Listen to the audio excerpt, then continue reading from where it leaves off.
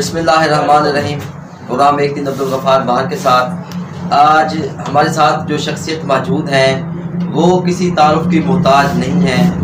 ادب کا حوالہ ہو، شوبز کا حوالہ ہو یا کسانوں کے دکھ کی بات ہو، ہمیشہ فرنٹ لائن پہ اہم کردار ادا کیا۔ آج ان کو اپنے اسٹوڈیو میں ویلکم کہتا ہوں۔ وہ شخصیت ہے جام ایم ڈی گانگا، جو کسی بھی حوالے سے تعارف کے محتاج نہیں ہیں۔ ہم ان کو اپنے اسٹوڈیو میں ویلکم کہتے ہیں۔ کیسے ہیں گانگا صاحب؟ الحمدللہ۔ ہم ان سے آج بات کرتے ہیں کسانوں کے دکھ کی۔ ابھی کپاس کے حالات پوری دنیا میں، پاکستان کے جو حالات ہوئے ہیں وہ سب کے سامنے ہیں۔ اس وقت کپاس کے جو پیداوار ہے وہ انتہائی خراب آئی ہے، 2 سے 3 من۔ آخر کیا وجوہات ہے جس وجہ سے کسان کو ان مسائل کا سامنا کرنا پڑا، اور کیا چیز تھی جس نے کپاس کو تباہ کیا؟ یہ زرعی بحر ہیں جناب ایم ڈی گانگا صاحب۔ ہم ان سے یہ سوال پوچھتے ہیں کہ کیا وجوہات تھیں زراعت کی تباہی میں، اور یہ کپاس کی جو تباہی ہوئی ہے آخر کیا وجوہات ہوئی؟ غفار بہار صاحب، پہلی اور بنیادی بات میرے سامنے تو یہ ہے کہ پاکستان کی زراعت اور پاکستان کا کسان مافیاز کے نرغے میں ہے، اور مافیاز جو ہیں وہ حکومتی سرپرستی میں پل بڑھ رہے ہیں، انہیں کوئی پوچھنے والا نہیں ہے۔ آپ نے کپاس کی بات کی ہے۔ کپاس ہماری وہ نقد آور پیسہ دینے والی، وہ قیمتی زر مبادلہ دینے والی فصل تھی جسے ہم بہت سارے ممالک کو برآمد کرتے تھے۔ آج معاملہ الٹ ہو گیا ہے کہ پاکستان اپنی ٹیکسٹائل انڈسٹری کو چلانے کے لیے روئی درآمد کر رہا ہے، قیمتی زر مبادلہ خرچ کر کے۔ یہ زراعت دشمن پالیسیوں کا نتیجہ ہے۔ یہ جو عالمی سہوکار ہیں، ورلڈ بینک ہو، آئی ایم ایف ہو، جب ہم اپنی پالیسیاں، زرعی پالیسیاں اپنے زمینی حقائق کے مطابق نہیں بنائیں گے، ان کی ہدایات پر بنائیں گے، ان کے احکامات پر بنائیں گے، تو رزلٹ کیا آئے گا؟ کپاس کے حوالے سے اس سال جو کپاس تباہ ہوئی ہے، کسانوں کی چیخیں پکاریں ہیں ہر طرف، کسان مقروض ہو چکا ہے، کسان کنگال ہو چکا ہے، اور یہ محکمہ زراعت والے، یہ زرعی ادارے، یہ قطعاً اپنی ذمہ داریاں پوری نہیں کر رہے، نااہل ثابت ہوئے ہیں، غیر ذمہ دار ثابت ہوئے ہیں۔ جب بھی اس طرح کا کوئی معاملہ آتا ہے تو یہ فوراً اپنی نااہلیوں کو چھپانے کے لیے کہتے ہیں جی موسمی حالات ہی ایسے تھے اور فصلات کا یہ نقصان ہو گیا ہے۔ سارا ملبہ میرا کہنے کا مطلب ہے کہ موسمی حالات پہ ڈال دیتے ہیں اپنی کوتاہیوں کو چھپانے کے لیے۔ کیا ایسا موسمی حالات میں بڑی تبدیلی آئی ہے؟ ٹھیک ہے، موسمی حالات کے اثرات بھی ہوتے ہیں، لیکن میرے نزدیک کپاس کی تباہی میں ناقص زرعی ادویات سر فہرست ہیں۔ جو کسانوں کو 8، 10، 9 نمبر ادویات ملے، انہوں نے بیماریوں پہ خاک کنٹرول کرنا ہے۔ کیا ہے ان کا چیکنگ کا معیار؟ عام ڈیلر کو جا کے پکڑتے ہیں، عام ڈیلر کی دکان سے وہ پیکنگ لیتے ہیں، سیمپل لیتے ہیں، اس پہ ہی جرمانہ کرتے ہیں۔ کبھی انہوں نے کسی بڑی کمپنی والے کو نہیں پکڑا، کبھی انہوں نے امپورٹر سے نہیں پوچھا۔ اچھا گانگا صاحب، اس وقت جو حالات ہیں، کماد آنے والا ہے، شوگر ملیں چلنے والی ہیں، حکومت نے اعلان کیا ہے کہ تقریباً 10 سال سے آپ بھی سمجھتے ہیں 180 روپے ریٹ رہا ہے، پچھلے سال 190 ہوا، کچھ ملوں نے ریٹ بڑھایا، لیکن حکومت کی طرف سے جو اس وقت ریٹ ہے وہ صرف 200 ہوا ہے، جبکہ چینی 6 ماہ سے 7 ماہ سے کسان ہوں یا شہری ہوں وہ 100 روپے میں خرید کر رہے ہیں۔ کیا لگتا ہے کہ حکومت اس پر کوئی آگے ریٹ کسانوں کو دے گی یا نہیں دے گی؟ اور کسان تنظیموں نے جو لائے عمل اپنایا ہے اس کا کسان کو یا شہریوں کو کوئی فائدہ ہوگا؟ غفار بہار صاحب، پہلی بات یہ ہے پاکستان کسان اتحاد نے ہمیشہ کسان کمیونٹی کے ساتھ ساتھ ملک کے عوام کو، ملک کے تمام طبقات کے عوام کو بھی سامنے رکھ کر اپنے مطالبات پیش کیے۔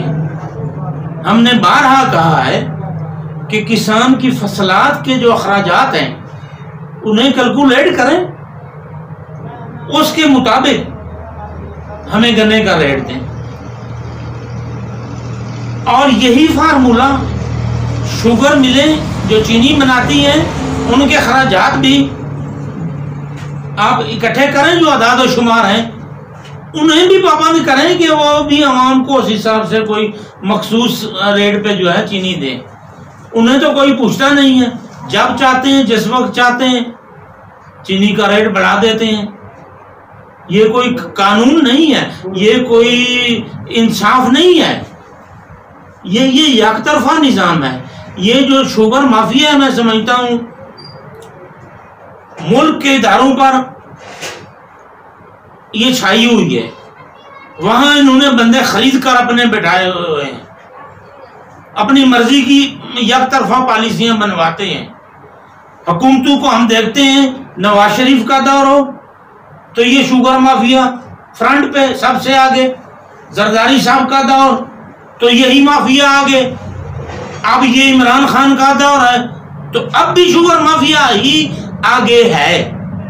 جی بالکل، سبسڈی کسانوں کی بجائے حکومت شوگر ملوں کو دی جاتی ہے۔ پچھلی دفعہ بھی ایسے ہی ہوا، سبسڈی ان کو دی گئی جو 40 روپے ریٹ تھا من کے حساب سے ان کو دی گئی، لیکن کسان کو تو وہی ریٹ، یعنی کہ اب شوگر ملوں نے جو گنا خرید کیا، جو کسان کا ریٹ تھا وہ 180 تھا اور 40 روپے ان کو سبسڈی دی گئی، اس طرح 140 روپے کے حساب سے گنا خریدا گیا۔ لیکن اب چینی کا ریٹ بڑھنے کا حساب سوال تو کی نہیں بنتی ہے۔ اچھا گانگا صاحب، ابھی آپ نے ایک مشترکہ تنظیم بنی ہوئی ہے، صاحب کسان تنظیمیں جو ہیں ایک ساتھ ہوئی، گزشتہ روز پریس کانفرنس ہوئی کہ کسان تنظیم جو کسان بورڈ اور دوسری تنظیمیں کسان اتحاد مل کر کسان بچاؤ تحریک بنائی ہے۔ آپ لوگوں نے اعلان کیا ہے کہ ہم اسلام آباد میں جا کے کسانوں کی بات کریں گے، کیا کسان بھی آپ کے ساتھ ہیں؟ کسان ہمارے ساتھ ہیں۔ اب دیکھنا یہ ہے کہ اسلام آباد جانا، لاکھوں لوگوں کو لے کر جانا، اس کی مینجمنٹ کرنا، اس کے اخراجات کرنا، ایک ایسے طبقے کے لیے جو پہلے ہی نہتا ہے، پہلے ہی لوٹ مار کا شکار ہے، پہلے ہی ان کی جیبیں خالی کر لی گئی ہے، تو ان کے لیے کتنا مشکل ہوتا ہے اس چیز کو آپ سامنے رکھیں۔ اس کے باوجود پاکستان کسان اتحاد نے اور میری دیگر برادر کسان تنظیموں نے ہمیشہ حق کی آواز بلند کی ہے، استحصال کے خلاف بولے ہیں، معاشی جو یہ ان کے ہتھ کنڈے ہیں استحصال کے، حقوق غصب کرنے کے، ان کے خلاف سڑکوں پہ آئے ہیں، لاہور احتجاج کیا ہے، اسلام آباد میں احتجاج کیے ہیں۔ اب انشاءاللہ ہماری مرکزی قیادت جو بھی فیصلہ کرے گی، ہم کسانوں کو بھی، ذمہ داروں کے پاس بھی جا رہے ہیں، مل رہے ہیں، انہیں دعوت دے رہے ہیں، لوگ ایگری ہیں۔ انشاءاللہ ہمیں امید ہے کہ وہ نکلیں گے، بھرپور طریقے سے نکلیں گے۔